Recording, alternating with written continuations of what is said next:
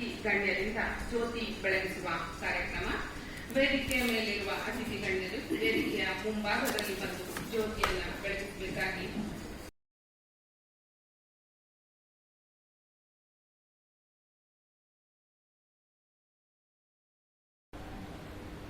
ವೇದಿಕೆ ಮೇಲೆ ಉಪಸ್ಥಿತರಿರುವ ಅಸಾಧಾರಣ ಸಾಧನೆಯ ಮಹಿಳಾ ರತ್ನರೇ,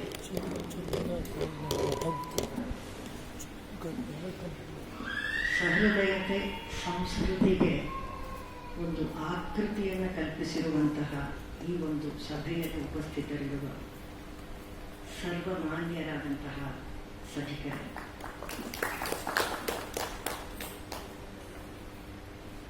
ಇವತ್ತು ತುಂಬ ವಿಶಿಷ್ಟವಾದಂತಹ ಒಂದು ಅನುಭವ ನನ್ನದಾಗ್ತಾ ಇದೆ.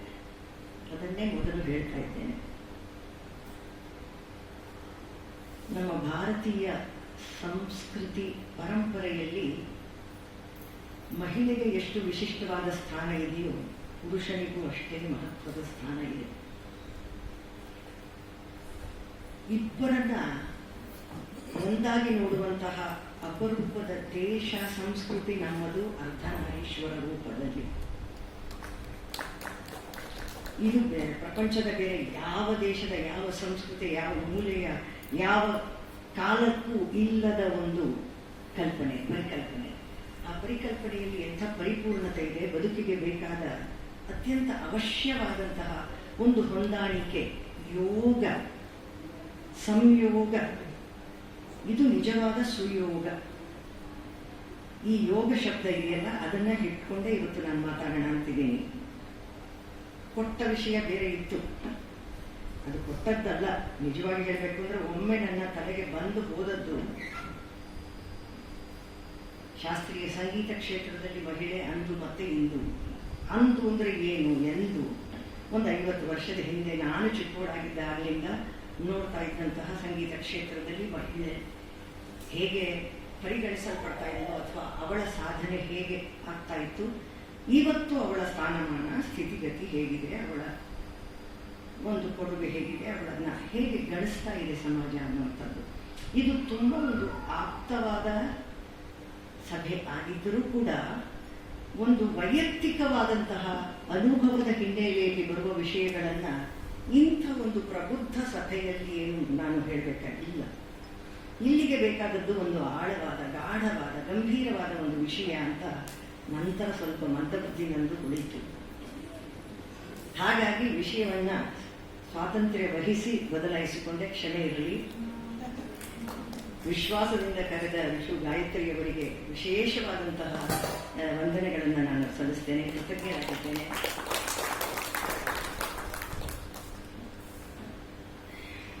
ಮೊದಲೇ ಹೇಳಿದ ಹಾಗೆ ಇವತ್ತಿನ ವಿಷಯ ಸಂಗೀತ ಮತ್ತು ಯೋಗ ಅಂತ ತಗೊಂಡಿದೆ. ಯತ್ರ ಯೋಗೇಶ್ವರ ಕೃಷ್ಣ ಯತ್ರ ಪಾರ್ಥೋ ಧನುರ್ಧರ ತತ್ರ ಶ್ರೀ ವಿಜಯೋ ಭೂತಿರ್ಧ್ರುವ ನೀತಿರ್ಮತಿರ್ಮಮ ಸಂಜಯ ಉವಾಚ. ಯೋಗೇಶ್ವರ ಕೃಷ್ಣ, ಯೋಗಾರೂಢನಾದ ಶಿವ, ಯೋಗಿ ರಾಜನಾಗಿರುವಂತಹ ಹನುಮಂತ, ಯೋಗದಿಂದ ಮಾತ್ರ ತಿಳಿಯಬಲ್ಲಂತಹ ಪಾರ್ವತಿ. ಯಾರನ್ನ ನೋಡಿ ನೀವು ಯೋಗ ಇಲ್ಲದೆ ನಮ್ಮಲ್ಲಿ ಯಾವುದರ ಯೋಗವೂ ಇಲ್ಲ. ಯೋಗ ಯುಜು ಧಾತುವಿನಿಂದ ಬಂದಂತಹ ಪ್ರಯೋಗ. ಅದು ಯುಜು ಅಂದ್ರೆ ಜೋಡಿಸೋದು, ಹೊಂದಿಸೋದು, ಸೇರಿಸುವುದು, ಒಟ್ಟುಗೂಡಿಸುವಂಥದ್ದು. ಇದು ನಮ್ಮ ದೇಶದ ಪ್ರತಿಷ್ಠಿತ ಕೊಡುಗೆ ವಿಶ್ವ ಸಂಸ್ಕೃತಿಗೆ. ಈ ಕಲ್ಪನೆ ನಮ್ಮಲ್ಲಿ ಮಾತ್ರ ಹುಟ್ಟಿರುವಂಥದ್ದು, ಅದನ್ನು ಆ ರೀತಿ ಬೆಳೆಸಿರುವಂಥದ್ದು. ಇವತ್ತು ಪಾಶ್ಚಾತ್ಯ ದೇಶಗಳಲ್ಲಿ ಯೋಗ ಅಂದ ತಕ್ಷಣ ಒಂದಷ್ಟು ಎಕ್ಸರ್ಸೈಸಸ್ಸು, ಆಸನಗಳು ಬಿಟ್ಟರೆ ಅಲ್ಲಿ ಮುಂದಕ್ಕೆ ಹೋಗೋದಿಲ್ಲ. ತುಂಬ ತಪ್ಪು, ಬಹಳ ತಪ್ಪು. ಅದು ಒಂದು ಬೇರೆ ರೀತಿಯ ಒಂದು ಪ್ರಚಾರವನ್ನು ಪಡ್ಕೊಳ್ತಾ ಇರೋದು ಅತ್ಯಂತ ಖೇದಕರವಾದಂಥದ್ದು ಅಂತ ಈ ಸಂದರ್ಭದಲ್ಲಿ ಹೇಳ್ತೇನೆ. ಯೋಗಕ್ಕೆ ತುಂಬ ವಿಸ್ತೃತವಾದ, ಉನ್ನತವಾದಂತಹ, ಮಹೋನ್ನತವಾದ ಒಂದು ದೃಷ್ಟಿ ಇದೆ. ಅದು ಪರವಸ್ತುವನ್ನು ಕಾಣುವಂಥದ್ದು, ಬ್ರಹ್ಮ ತತ್ವಕ್ಕೆ ನಮ್ಮನ್ನು ಕರೆದುಕೊಂಡು ಹೋಗುವಂಥದ್ದು ಬದುಕಿರುವಾಗಲೇ. ಎಲ್ಲರಿಗೂ ಕೂಡ ಬದುಕಿರುವಾಗ ಮನಸ್ಸಿನ ಶಾಂತಿ ಬೇಕು, ಮನಸ್ಸಿಗೆ ಒಂದು ನೆಮ್ಮದಿ ಬೇಕು. ಎಲ್ಲರೂ ಅನಿಸ್ತಾ ಇರೋದನ್ನೇ ಹಣ ಎಲ್ಲವೂ ಅದಕ್ಕೆ ಸಾಧನ ರೂಪವೇ ಹೊರತು ಆತ್ಯಂತಿಕವಾದಂತಹ ಒಂದು ಮನಸ್ಸಿನ ಸ್ಥಿತಿಯನ್ನು ಕೊಡಬೇಕಾದರೆ ಇಂಥ ಒಂದು ಸಾಧನಗಳನ್ನು ನಾವು ಬಳಸ್ಕೋಬೇಕು. ತುಂಬ ಬಲಿಷ್ಠವಾದ ಸಾಧನವನ್ನು ನಮ್ಮವರು ನಮಗೆ ಕೊಟ್ಟುಬಿಟ್ಟಿದ್ದಾರೆ ನಮ್ಮ ಕೈಗೆ. ಅದು ಬಹಳ ವೈಶ್ವಿಕವಾದಂತಹ ಒಂದು ಸಾಧನ ಅಂದರೆ ಯೋಗ.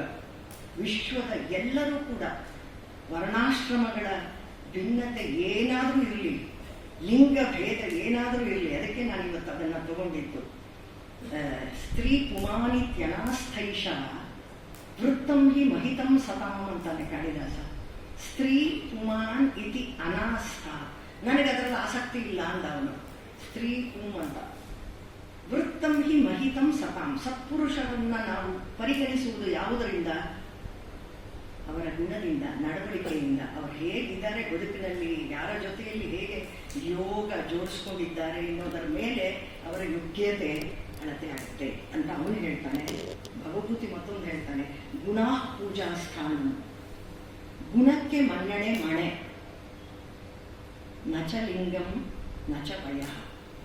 ಯಾವ ವಯಸ್ಸಾದರೂ ಆಗಲಿ, ಯಾವ ಲಿಂಗವಾದರೂ ಆಗಲಿ, ಸ್ತ್ರೀ ಪುಮಾನ್ ಯಾರಾದರೂ ಆಗಲಿ, ಆ ಗುಣಕ್ಕೆ ಮಣೆಯನ್ನು ಹಾಕಬೇಕು, ಮನ್ನಣೆ ಕೊಡಬೇಕು ಅಂತ ಭಗವತಿ 7ನೇ ಶತಮಾನದವನು ಹೇಳ್ತಾನೆ. ಪ್ರಾಚೀನ ಕಾಲದ ನಮ್ಮ ಕಾಳಿದಾಸ ಆಗಲೇ ಒಂದು ಇದನ್ನು ಹೇಗೆ ಹೇಳಿಬಿಟ್ಟಿದ್ದಾನೆ ಅಂತ ಹೇಳಿದ್ರೆ, ಇನ್ನು 2ನೇ ಯೋಚನೆ ನಾವು ಮಾಡಬಾರದು ಅಂತ ಒಂದು. ಎಲ್ಲರೂ ಒಂದಾಗಿ ಈ ಸಮಾಜದಲ್ಲಿ ಬದುಕಿದರೆ ಎಷ್ಟು ಚಂದ. ಸಾಮರಸ್ಯ, ಸಮಭಾವ, ಸಮಚಿತ್ತ, ಸಹಯೋಗ. ನೋಡಿ, ಯೋಗ ಶಬ್ದವನ್ನು ಯಾವ್ಯಾವ ರೀತಿಯಲ್ಲಿ ಬಳಸ್ಬೋದು ಅನ್ನೋದಕ್ಕೆ ಸಹಯೋಗ, ಸಂಯೋಗ, ಸುಯೋಗ, ಮತ್ತೆ ಉಪಯೋಗ, ಪ್ರಯೋಗ, ಎಲ್ಲ ರೀತಿಯಾದ್ದು ಯೋಗವೇ. ಈ ಯೋಗವಿಲ್ಲದೆ ಜಗತ್ತಿನಲ್ಲಿ ಯಾವುದು ನಡೀತಾ ಇಲ್ಲ. ಇದೊಂದನ್ನು ನಾವು ಅರ್ಥ ಮಾಡ್ಕೋಬೇಕು. ಮತ್ತೆ ಯೋನಾದ ಸರ್ವಭೂತಾನಾಂ ಸರ್ವವರ್ಣಸ್ಯ ಚಾಂಕುರಃ ಯೋ ಬೀಜಂ ಮಂತ್ರಕೋಟೀನಾಂ ತಂ ನಿತ್ಯಂ ಪ್ರಣಮಾಮ್ಯಹಂ ಅಂತ ನಾದದ ಬಗೆಗೆ ಹೇಳ್ತಾರೆ. ಸಮಯ ಎಷ್ಟಿದೆ ಅಂತ ನನಗೆ ಸರಿಯಾಗಿ ಗೊತ್ತಿಲ್ಲ, ಆದರೆ ಒಂದು 20 ನಿಮಿಷ ಅಂತ ಅಂದುಕೊಳ್ತೇನೆ. ಯಾಕೆಂದರೆ ಅದಕ್ಕಿಂತ ಹೆಚ್ಚಿಗೆ ಎಷ್ಟು ಬೇಕಾದ್ರೂ 2.5 ಗಂಟೆ ಮಾತಾಡ್ಬೋದು ತುಂಬ ಸುಖವಾಗಿ ಯೋಗ ಮತ್ತು ಸಂಗೀತದ ಬಗೆಗೆ. ಆದರೆ ಮತ್ತೆ ತುಂಬ ಆಕರ್ಷಕವಾದ ಕಾರ್ಯಕ್ರಮಗಳು ಮುಂದೆ ಇದೆ.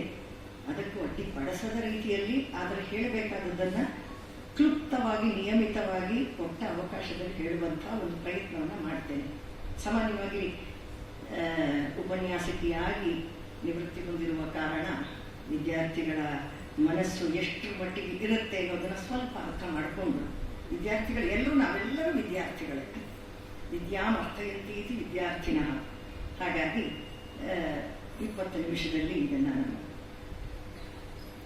ಅಡಕಗೊಳಿಸೋದಕ್ಕೆ ಖಂಡಿತ ಪಡ್ತೇನೆ. ಯಾವ ನಾದ ಸರ್ವಭೂತಗಳ, ಸರ್ವವರ್ಣಗಳ ಮಂತ್ರ ಕೋಟಿ, ಮಂತ್ರ ಸಮೂಹದ ಮೂಲದಲ್ಲಿ ಬೀಜ ಸ್ವರೂಪವಾಗಿ ಕೆಲಸ ಮಾಡ್ತಾ ಇದೆಯೋ ಅಂದಾಗ ತಕ್ಷಣ ನಮಗೆ ಅದು ಪ್ರಣವ ಅಂತ ಗೊತ್ತಾಗ್ಬಿಡುತ್ತೆ. ಆ ಪ್ರಣವದ ಇಡೀ ಜಗತ್ತನ್ನು ವ್ಯಾಪಿಸಿರುವ ಪ್ರತ್ಯಕ್ಷರದಲ್ಲಿ, ಪ್ರತಿ ವರ್ಣದಲ್ಲಿ ಹಾಸುಹೊಕ್ಕಾಗಿರುವಂತಹ, ಅನುಸ್ಯೂತವಾಗಿ ಇರುವಂತಹ ನಾದ ಏನಿದೆ, ಅದನ್ನು ಉಪಾಸನೆ ಮಾಡದೆ ಇನ್ನೇನನ್ನ ತಾನೇ ಮಾಡಬೇಕು. ಅದನ್ನು ಉಪಾಸನೆ ಮಾಡಬೇಕಾದ್ರೆ ಯೋಗ ಮಾರ್ಗ ಒಂದೇ ಅದಕ್ಕೆ ದಾರಿ. ಹೀಗೆ ಅದೆರಡು ಸೇರ್ಕೊಂಡಿರುವಂಥದ್ದು. ಯಾಕೆಂದರೆ ಅತ್ಯಂತ ಸೂಕ್ಷ್ಮವಾದಂತಹ ವಿಷಯ ಅದು. ಯಾವುದು? ನಾದ, ಆ ಮೂಲ ನಾದ, ಅನಾಹತ ನಾದ ಅಂತ ಹೇಳ್ತಾರೆ. ಅನ್ಸ್ಟ್ರಕ್ ಸೌಂಡ್ ಅಂದರೆ ನಮ್ಮ ಕಿವಿಗೆ ಗೋಚರವಾಗದ ನಾದ. ಇಡೀ ಜಗತ್ತನ್ನು ವ್ಯಾಪಿಸಿದೆ. We can feel but we can not here. ಅದು ಕಿವಿಗೆ ಶ್ರವಣ ಗೋಚರವಾಗೋದಿಲ್ಲ, ಕರ್ಣ ಗೋಚರವಾಗೋದಿಲ್ಲ, ಆದರೆ ಅದಿದೆ ಅಂತ. ತುಂಬ ಜನ ಮೂರ್ಖರು ಕೇಳ್ತಾರಲ್ಲ, ಅದೇ ಇದ್ದಾನೆ ಅಂತ ಪ್ರೂವ್ ಮಾಡಿ ಅಂತ. ಅಯ್ಯೋ ರಾಮ, ಅದನ್ನು ಏನು ತಂದು ತೋರ್ಸೋಕ್ಕಾಗತ್ತ? ಕೃಷ್ಣನ ರೂಪದಲ್ಲಿ, ಶಿವನ ರೂಪದಲ್ಲಿ. ಅದು ನಮ್ಮ ಒಳಗೆ ಇರುವಂಥದ್ದನ್ನು ನಾವೇ ಅರ್ಥ ಮಾಡ್ಕೊಳ್ಳುವಂಥದ್ದು. ಮತ್ತೆ ಹೊರಗೆ ಕೂಡ ಅವನೇ ಇದ್ದಾನೆ ಎನ್ನುವುದನ್ನು ತಿಳ್ಕೊಳ್ಳುವಂಥದ್ದು. ಅಷ್ಟೇನೆ ಬಿಟ್ಟರೆ ಯಾವುದಕ್ಕೂ ರೂಪವನ್ನು ಕೊಟ್ಟವರು ನಾವೇ. ಎಲ್ಲ ಕೃಷ್ಣನನ್ನ ಸೃಷ್ಟಿ ಮಾಡಿದವರು ನಾವೇ, ರಾಮನನ್ನ ಸೃಷ್ಟಿ ಮಾಡಿದವರು ನಾವೇ. ಯಾಕೆಂದ್ರೆ ನಮಗೆ ಬೇಕಾಯಿತು ಅಂಥದ್ದೊಂದು, ನಮಗೋಸ್ಕರ ಸೃಷ್ಟಿ ಮಾಡ್ಕೊಂಡಿರುವಂಥದ್ದು. ಹಾಗಾಗಿ ಆ ಒಂದು ಅಮೂರ್ತವಾದಂತಹದ್ದನ್ನು ಮುಟ್ಟಬೇಕಾದ್ರೆ ಮೂರ್ತದಿಂದಲೇ ಹೋಗಬೇಕು. Always from concrete to the abstract. ಅಬ್ಸ್ಟ್ರಾಕ್ಟಿಗೆ ಹೋಗ್ಬೇಕಾದ್ರೆ ಕಾಂಕ್ರೀಟಿಂದಲೇ ಹೋಗಬೇಕು. ನಾನು ಯಾವಾಗಲೂ ಹೇಳ್ತಿರ್ತೀನಿ, ಹಿಡ್ಕೊಳ್ಳಿ ಆಮೇಲೆ ಬಿಟ್ಕೊಳ್ಳಿ, ಹಿಡಿ ಬಿಡಿ ಅಂತ. So get it and forget it ಅಂತ. ಯಾವುದನ್ನಾದರೂ ಕೂಡ ಖಚಿತವಾಗಿ ನಮಗಿರುವಂಥದ್ದನ್ನು ಇಟ್ಕೋಬೇಕು, ಆಮೇಲೆ ಬಿಡ್ತಾ ಹೋಗ್ಬೇಕು. ಹಾಗಾಗಿ ನಮ್ಮಲ್ಲಿ ಮೂರ್ತಿ ಪೂಜೆಗಳೆಲ್ಲ ಇರುವಂಥದ್ದು. ಅದನ್ನು ಮೀರಿ ಕೂಡ ಹೋದಂತಹ ಯೋಗಿಗಳಿದ್ದಾರೆ. ಯೋಗಿಗಳು ಧ್ಯಾನಗಮ್ಯ. ಅವನು ಯೋಗಿಗಳು ತಮ್ಮ ಮನಸ್ಸಿನಲ್ಲಿ ಹೃದಯ ಕಮಲವದ್ ಮಧ್ಯೆ ದ್ವೀಪವದ್ ವೇದಸಾರಂ ಪ್ರಣವಮಯ ಅತರ್ಕ್ಯಂ ಯೋಗಿಗಳು ಧ್ಯಾನಗಮ್ಯಂ ಒಂದೇ ವಿಷ್ಣು ಭಯಹರಂ ಸರ್ವಲೋಕೈಕನಾಥಂ. ಅದು ಒಳಗಡೆಯೇ ಇರುವಂಥದ್ದು. ಇದನ್ನು ನಾವು ಭೌತಿಕವಾಗಿ ಶರೀರದಲ್ಲಿ ಇರುವ ಸಂದರ್ಭದಲ್ಲಿ ಕಂಡುಕೊಳ್ಳೋದಾದರೂ ಹೇಗೆ ಅಂದರೆ ನಮ್ಮ ಮನಸ್ಸನ್ನ ಹತೋಟಿಯಲ್ಲಿ ಇಟ್ಕೋಬೇಕು. ಅದನ್ನೇ ಯೋಗ ಹೇಳುತ್ತೆ. ಯೋಗ ಕರ್ಮಸು ಕೌಶಲಂ ನಂತರ ತಗೊಳ್ತೇನೆ 5 ನಿಮಿಷ ಬಿಟ್ಟು. ಯೋಗ ಚಿತ್ತವೃತ್ತಿ ನಿರೋಧ, ಇದು ಮೊದಲ ಒಂದು ಸೂತ್ರ. ಪಾತಂಜಲ ಯೋಗ ಸೂತ್ರದಲ್ಲಿ ಬರುವಂಥದ್ದು ಯೋಗ ಚಿತ್ತವೃತ್ತಿ ನಿರೋಧ. ಈ ಮನಸ್ಸಿದೆಯಲ್ಲ, ಇದನ್ನು ಯಾರಪ್ಪ ಹಿಡಿಯಕ್ಕಾಗುತ್ತೆ? ಇದು ಯಾವ ಅಮೂರ್ತವಾದ ನಾದ ಅಂತ ಹೇಳಿದ್ನೋ ಅದಕ್ಕಿಂತ ಅಮೂರ್ತವಾಗಿರುವಂಥದ್ದು ಈ ಮನಸ್ಸು. ಇದೇ ಅಂತ ಗೊತ್ತು ನನಗೂ, ನನ್ನ ಮನಸ್ಸಿದೆ ಅಂತ ಗೊತ್ತು. ಆದರೆ ನನ್ನ ಮನಸ್ಸು ಎಲ್ಲಿದೆ, ಅದು ಹೇಗೆ ಕೆಲಸ ಮಾಡುತ್ತೆ, ಯಾವಾಗ ಅದು ಎಷ್ಟು ಚಂಚಲ, ಮನವ ನಿಲ್ಲಿಸುವುದು ಬಲು ಕಷ್ಟ, ಹರಿದಾಡುವಂಥ ಅಂತ ಹೇಳ್ತಾರೆ. ಅದನ್ನು ನಾನು ತಮಾಷೆಯಾಗಿ ಹೇಳ್ತೇನೆ. ಹರಿಯಲ್ಲಿ ನಿಲ್ಲಿಸುವವರೆಗೆ ಹರಿದಾಡ್ತಾನೆ ಇರುತ್ತೆ. ಹರಿದಾಗಬೇಕು, ಹರಿಯದಾಗುವವರೆಗೆ ಇದು ಹರಿತಾನೇ ಇರುತ್ತಲ್ಲ. ಈ ಮನಸ್ಸನ್ನು ನಿಲ್ಲಿಸೋದು ಎಷ್ಟು ಕಷ್ಟ. ಆದರೆ ಯೋಗ ಹೇಳುತ್ತೆ ಮನದೇವ ಕಾರಣ ಮನುಷ್ಯಾಣಂ ಬಂಧ ಮೋಕ್ಷ ಯೋಗೋ. ಅದು ಹೇಳುತ್ತೆ ಈ ಮನಸ್ಸನ್ನು ನೀವು ಒಂದ್ಸತಿ ನಿಲ್ಲಿಸೋದಕ್ಕೆ ಶಕ್ತರಾದ್ರಿ ಅಂದರೆ ನಿಮ್ಮ ಕೈಯಲ್ಲಿ ಇಡೀ ಆ ಬ್ರಹ್ಮ ತತ್ವವೇ ಬಂದು ಕೂತ್ಕೊಳ್ಳುತ್ತೆ. ನಿಮಗೆ ಯಾವ ಯೋಚನೆಯೂ ಇಲ್ಲ, ನಿಮ್ಮ ಮನಸ್ಸು ನಿರಾಳ ನೆಮ್ಮದಿ ಆಗುತ್ತೆ. ಆದರೆ ಎಷ್ಟು ಸುಲಭ ಅಲ್ಲ, ಹೇಳೋದು ಸುಲಭ, ಮಾಡುವುದು ಎಷ್ಟು ಕಷ್ಟ. ಅದಕ್ಕೆ ಒಂದು ಸುಲಭ ಮಾರ್ಗ ನಾದಯೋಗ. ಈ ನಾದಯೋಗ, ನಾದೋಪಾಸನೆಯನ್ನು ಮಾಡಿದಂತಹ ತ್ಯಾಗರಾಜರಿದ್ದಾರೆ, ನಮಗೆ ಪುರಂದರದಾಸರಿದ್ದಾರೆ. ಅವರೆಲ್ಲ ಈ ನಾದ ಬ್ರಹ್ಮೋಪಾಸನೆಯನ್ನು ಮಾಡಿ ಸಫಲರಾದವರು, ಮುಕ್ತಿಯನ್ನು ಕಂಡುಕೊಂಡವರು. ಅವ್ರು ಹೇಳ್ತಾರೆ ಯಾಗ ಯೋಗ ತ್ಯಾಗ ಭೋಗ ಫಲ ಮೊಸಂಗೆ ರಾಗ ಸುಧಾರಸ ಪಾನವು ಜೇಸಿ. ರಾಗ ಸುಧಾರಸ ಪಾನವನ್ನ ಮಾಡಿರಿಪ್ಪ ನೀವು. ಯಾಗ ಯೋಗ ತ್ಯಾಗ ಭೋಗ ಎಲ್ಲವೂ ನಿಮ್ಮ ಕೈವಶವಾಗತ್ತೆ. ಇದು ಅನುಭವದಿಂದ ಕಂಡುಕೊಂಡಂಥ ಮಾತು. ಹಾಗಾಗಿ ನಾದೋಪಾಸನೆಯನ್ನು ನಾವು ಹಗುರವಾಗಿ ಪರಿಗಣಿಸುವ ಹಾಗಿಲ್ಲ. ಅಲ್ಲಿಯವರೆಗೆ ನಾವು ತಗೊಂಡು ಹೋಗಬೇಕು. ಇವತ್ತಿನ ಅತ್ಯಂತ ಕ್ಲಿಷ್ಟ ಸಂಶ್ಲಿಷ್ಟವೂ ಆದಂತಹ ಜಗತ್ತಿನಲ್ಲಿ ಮತ್ತೆ ವಾಣಿಜ್ಯೀಕರಣಗೊಳ್ಳುತ್ತಿರುವ ಎಲ್ಲ ಕಲಾ ಪ್ರಕಾರಗಳ ಸಂದರ್ಭದಲ್ಲಿ ಸಂಗೀತವನ್ನು ನಾದೋಪಾಸನೆಯ ಮಾರ್ಗದಲ್ಲಿ ಹೋಗಿ ಅಂತ ಯಾವ ಯಂಗ್ಸ್ಟರ್ಸ್ಗಳಿಗೆ ನಾವು ಹೇಳೋಣ? ಇದು ಒಂದು ದೊಡ್ಡ ಪ್ರಶ್ನೆ. ಇದು ಯೋಗ. ನೀವು ಇಂಥ ಒಂದು ಎಷ್ಟು ಲೋಕದ ಜೀವ ಕೋಟಿ ರಾಶಿಗಳಲ್ಲಿ ಎಷ್ಟು ಜನಕ್ಕೆ ಕಲೆಯ ಒಂದು ಕಡೆಗೆ ಮುಖವಾಗುತ್ತೆ. ನಾನು ಕಲೆಯ ಕಡೆಗೆ ಅಭಿಮುಖರಾಗ್ತಾರೆ ಅಂತ ಮಾತ್ರ ಹೇಳ್ತೇನೆ. ಎಲ್ಲರೂ ಕಲಾವಿದರಾಗಬೇಕಾಗಿಲ್ಲ. ಆ ಕಲೆಯನ್ನು ಬೆಳೆಸುವವರು ಕಲಾವಿದರಲ್ಲ, ಕಲಾವೇತ್ತರು. ಕಲೆಯ ಬೆಲೆಯನ್ನು ತಿಳಿದವರು ಅದನ್ನು ಬೆಳೆಸ್ತಾರೆ. ಮತ್ತೆ ಕಲೆಯ ಬೆಲೆ ಯಾವಾಗ ನಿಶ್ಚಯ ಆಗಬೇಕು ಅಂದ್ರೆ ಆ ಕಲೆಯನ್ನು ಅವರು ಯಾತಕ್ಕೆ ಬಳಸ್ತಿದ್ದಾರೆ ಎಂದರೆ, ಯಾವುದಕ್ಕಾಗಿ ಬಳಸ್ತಾ ಇದ್ದಾರೆ ಅಂತ. ಇದು ಆತ್ಮಾರ್ಥೆ ಮತ್ತೆ ಲೋಕಾರ್ಥೆ, ಜನಕ್ಕೆ ಒಂದು ಆನಂದ, ಸಂತೋಷ, ಒಂದು ನೆಮ್ಮದಿ. ಅಷ್ಟು ಹೊತ್ತು ಅವರು ಜಗತ್ತನ್ನೇ ಮರಿತಾರಲ್ಲ, ಹೊರಗಿನ ಎಲ್ಲ ಜಂಜಾಟಗಳು ಮರ್ತೋಗುತ್ತಲ್ಲ, ಅಲ್ಲಿಗೆ ಅವರನ್ನು ತೆಗೆದುಕೊಂಡು ಹೋಗುವ ಒಂದು ಶುದ್ಧವಾದ ಮನಸ್ಸಿನಿಂದ ಯಾರು ಸಂಗೀತದ ಉಪಾಸನೆಯನ್ನು ಮಾಡ್ತಾರೆ ಅದು ನಿಜವಾಗಿ ಒಳ್ಳೆಯ ಸಂಗೀತ. ಅದು ಅವರು ನಾದಯೋಗಿಗಳು ಅಂತ ಕರೀಬಹುದು. ಕರ್ಮಯೋಗ, ಭಕ್ತಿಯೋಗ, ಜ್ಞಾನಯೋಗ ಇರುವ ಹಾಗೆಯೇ ನಾದಯೋಗ ಕೂಡ. ಆದ್ದರಿಂದ ಅಲ್ಲಿ ಯೋಗ ಅಂದ ತಕ್ಷಣ ನಮಗೆ ಅಷ್ಟಾಂಗ ಯೋಗ ಬರುತ್ತೆ. ಕೊಟ್ಟ ಕೊನೆಗೆ ಬರ್ತಾ ಇದ್ದೀನಿ ನಾನು, ಇನ್ನು 5 ನಿಮಿಷದಲ್ಲಿ ಮುಗಿಸ್ತೇನೆ. ಅಷ್ಟಾಂಗ ಯೋಗ ಅಂದ ತಕ್ಷಣ ನಮಗೆ ಯಮ, ನಿಯಮ, ಆಸನ,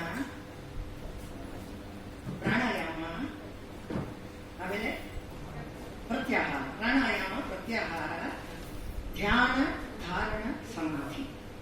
ಧ್ಯಾನ, ಧಾರಣ, ಸಮಾಧಿ, ಈ 8 ಅಷ್ಟಾಂಗ ಏನಿದೆ ನಮ್ಮಲ್ಲಿ ಭಕ್ತಿ ಪಂಥದಲ್ಲಿ ಸಂಗೀತವನ್ನ ಉಪಾಸನೆ ಮಾಡುವ ಕ್ರಮದಲ್ಲಿ ಭಕ್ತಿಯನ್ನ ಬಹಳ ದೊಡ್ಡ ಶಕ್ತಿ, ಮುಕ್ತಿಗೆ ಕೊಂಡೊಯ್ಯುವ ಯುಕ್ತಿ ಅಂತ ಪರಿಗಣಿಸಿ ಅದರಲ್ಲಿ ನವವಿಧ ಭಕ್ತಿ ಅಂತ ಏನು ತಗೊಂಡ್ರು, ಅದರಲ್ಲಿ ಮನನ, ಶ್ರವಣ, ಮನನ, ಸ್ಮರಣ, ಕೀರ್ತನ, ಅರ್ಚನ, ಪಾದಸೇವನ, ಆಮೇಲೆ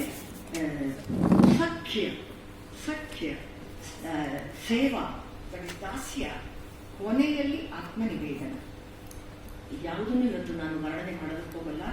ಈಗ ಯಮ, ನಿಯಮ, ಆಸನಾದಿ ಅಷ್ಟಾಂಗ ಏನಿದೆ ಅಷ್ಟು ಸಂಗೀತದ ಉಪಾಸನೆ ಮಾಡುವವನಿಗೆ ಪ್ರಯೋಜನಕ್ಕೆ ಬರುವಂಥದ್ದು. ಅದೇ ಯೋಗ. ಸಿಂಪಲ್ ಆಗಿ ನಿಮಗೆ ಹೇಳಬೇಕು ಅಂದ್ರೆ ಆಸನನೇ ತಗೊಳ್ಳೋಣ. ಸ್ಥಿರಾಸನ ಸ್ಥಿರಮತಿ ಅಂತ ಶಾಸ್ತ್ರ ಹೇಳುತ್ತೆ. ಹಾಡಕ್ಕೆ ಕೂತ್ಕೊಂಡ್ರೆ, ವೈಲಿನ್ ನುಡ್ಸಕ್ಕೆ ಕೂತ್ಕೊಂಡ್ರೆ, ಮೃದಂಗ ನುಡ್ಸಕ್ಕೆ ಕೂತ್ಕೊಂಡ್ರೆ ಸ್ಥಿರಾಸನದಲ್ಲಿ ಕೂತ್ಕೋಬೇಕು ಅಂತ.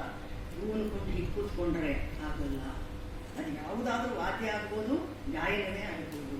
ಸ್ಥಿರಾಸನ ಸ್ಥಿರಮತಿ ಅಂದ್ರೆ ಯೋಗ ಹೇಗೆ ಮೈ ಮನಸ್ಸುಗಳನ್ನ ಒಂದು ಮಾಡುತ್ತೆ, ಮನಸ್ಸು ಬುದ್ಧಿಗಳನ್ನ ಒಟ್ಟಾಗಿ ಕೂಡಿಸುತ್ತೆ, ಮತ್ತೆ ಇವೆಲ್ಲವೂ ಸೇರಿ ಒಂದು ಘನೋದ್ದೇಶದ ಜೊತೆಗೆ ನಮ್ಮನ್ನ ಹೇಗೆ ಜೋಡಿಸುತ್ತೆ, ಇದು ನಾದ ಯೋಗದಲ್ಲಿ ಬಹಳ ಮುಖ್ಯವಾಗಿ ಇರುವಂಥದ್ದು.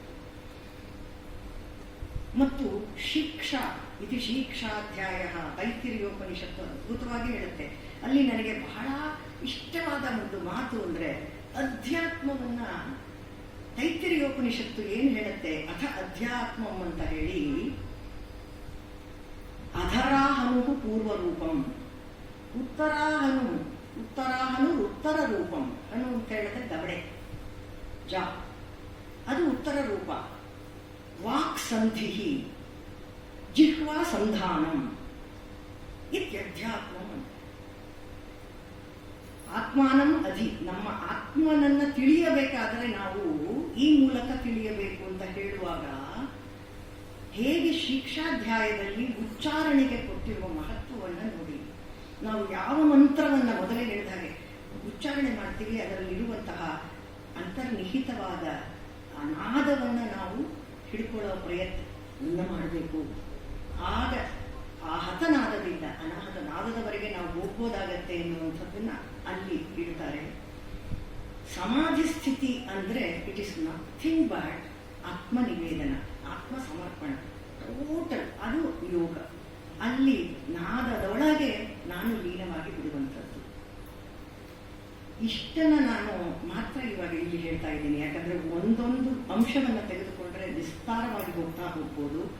ಯಮ, ನಿಯಮ, ಮತ್ತೆ ಪ್ರಾಣಾಯಾಮ, ಸ್ಟ್ರೆಚಿಂಗ್ ಆಫ್ ದ ಬ್ರೆತ್. ಸಂಗೀತದಲ್ಲಿ ಅಲ್ಲದೆ ಎಲ್ಲಿ ನಿಮಗೆ ಆ ದೈರ್ಘ್ಯ, ನಾದದ ಒಂದು ಅಖಂಡತೆ ಬರೋದು, ಅನಂತತೆ ಬರೋದು, ದೈರ್ಘ್ಯ ಬರೋದು ಸಂಗೀತದಲ್ಲಿ. ಉಸಿರು ಅನ್ನೋದೇ ಅಲ್ಲಿ ಮುಖ್ಯ. ಪ್ರಾಣಾಯಾಮ ಇಲ್ಲದೆ ಇದ್ರೆ, ತುಂಡು ಉಸಿರಿದ್ರೆ ಅದಾಗಲ್ಲ. ಅಥವಾ ಆ ತುಂಡು ಉಸಿರನ್ನ ಅಖಂಡವನ್ನಾಗಿ ಮಾಡಬಲ್ಲ ಶಕ್ತಿ ನಾದೋಪಾಸನೆಗೆ ಇದೆ. ಹಾಗಾಗಿ ಆ ಯೋಗದ ಆ ಒಂದು ಅಂಗ ಕೂಡ ಅಲ್ಲಿ ಉಪಯೋಗಕ್ಕೆ ಬರುತ್ತೆ. ಹೀಗೆ 8 ಹೇಳಬಲ್ಲೆ ನಾನು, ಆದರೆ ಇವತ್ತು ಸದ್ಯಕ್ಕೆ ಇಷ್ಟನ್ನು ಮಾತ್ರ ಹೇಳಿದ್ದೇನೆ. ಯಾಕಂದ್ರೆ ಇಲ್ಲಿರೋರೆಲ್ಲ ಪ್ರೌಢರು, ಪ್ರಬುದ್ಧರು, ಮತ್ತೆ ಸಾಕಷ್ಟು ವಿಚಾರಗಳನ್ನು ತಿಳಿದುಕೊಂಡಿರುವವರು, ವಿಚಾರವಂತರು. ಹಾಗಾಗಿ ನಿಮ್ಮ ಅವಗಾಹನೆಗೆ ಇದಿಷ್ಟನ್ನ ತರ್ತಾ ಇದ್ದೇನೆ. ಒಂದೇ ಒಂದು ಮಾತನ್ನ ಹೇಳಿ ಮುಗಿಸ್ತೇನೆ. ಈ ಸಮಾಧಿ ಸ್ಥಿತಿ ಅನ್ನೋದು ಅದು ಜೀವನ್ಮುಕ್ತ ಸ್ಥಿತಿ. ಇದು ನಾದೋಪಾಸನೆಯಿಂದಲೂ ಸಾಧ್ಯ, ಅದೇ ಯೋಗ ಮಾರ್ಗ ಅಂತ ಹೇಳ್ತಾರ. ಅದರ ಅನುಭವ ಎಲ್ಲರಿಗೂ ಎಲ್ಲ ಕಾಲಕ್ಕೂ ಆಗುವುದಿಲ್ಲ.